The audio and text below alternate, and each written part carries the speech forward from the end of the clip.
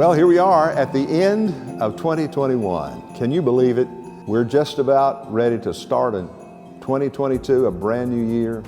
But as we do, I want to close out our thinking together about the birth of Christ from four different perspectives.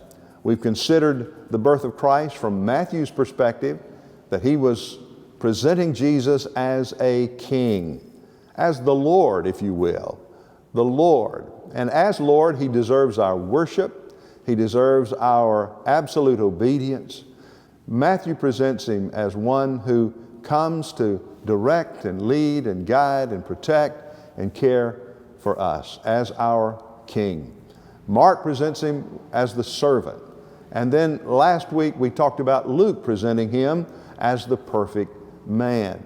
He is a man without sin. The writer of Hebrews says he was tested, tempted in all points like we are, yet without sin.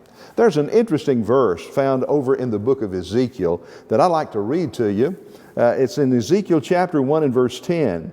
And it says, "As for the likeness of their faces, each had the face of a man, of the four had the face of a lion, and on the right side, and each of the four had the face of an ox, and on the left side, each of the four had the face of an eagle."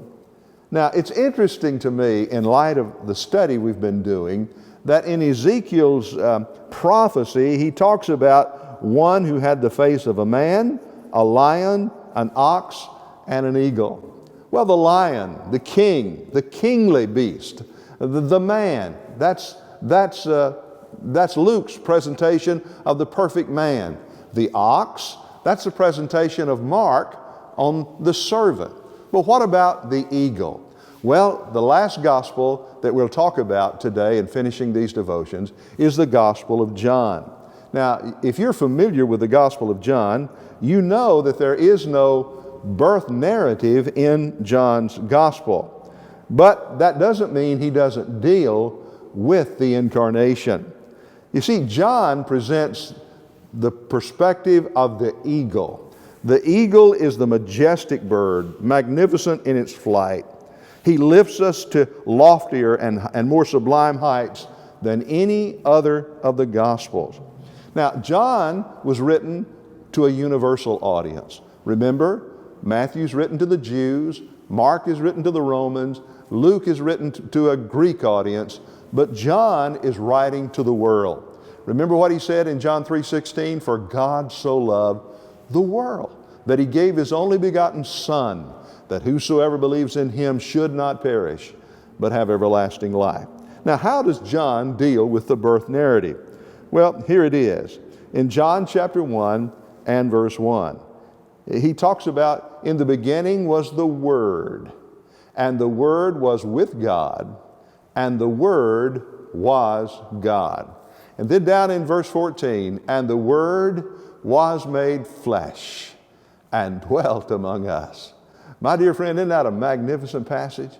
You see, that's the birth narrative from John's perspective. John doesn't take us back to Abraham like Matthew did. John doesn't take us back to Adam like Luke did. John takes us all the way back to the beginning.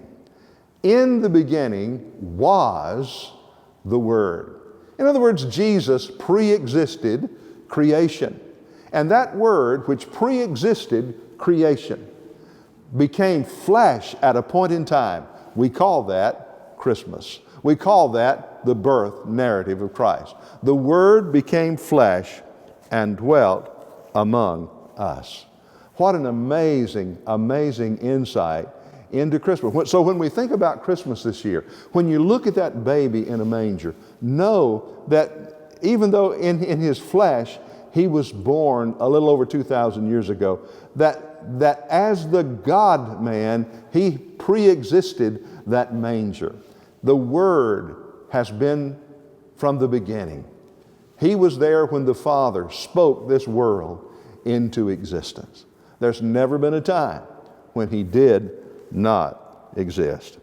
Well, so what? Well, here's the so what. Jesus is King. We need to worship him. Jesus is perfect man. we must honor Him. Jesus came to serve, and we must serve like Him. And Jesus is God, and we must bow to Him. My dear friend, God bless you as you finish this year and as you begin a new year. God bless you.